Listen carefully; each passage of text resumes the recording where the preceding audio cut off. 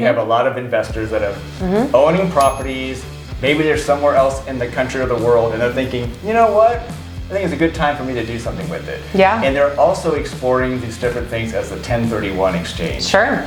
So tell me, what's the benefit of it? What's the pros and cons of it? And what do we as a seller need to know? It's basically a way for sellers and buyers, depending on the type of the situation. It just allows you to defer capital gains tax. Now, they do have to be like-kind properties, so this isn't allowed on primary residences necessarily. It's for investment properties, as you mentioned, investors. So it allows you to sell a property. You give the money to the 1031 intermediary acting as the third party. They keep the money, and then you're able to use that in order to purchase your next property. They do have to be like-kind, like I said, so investment and investment.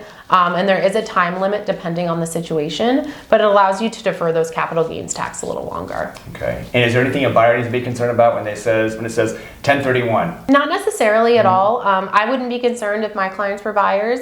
Really, all it means is that there's going to be a third party where we send the funds to for the seller. The seller doesn't directly get any proceeds because they're using that for their next purchase. Right. That makes sense.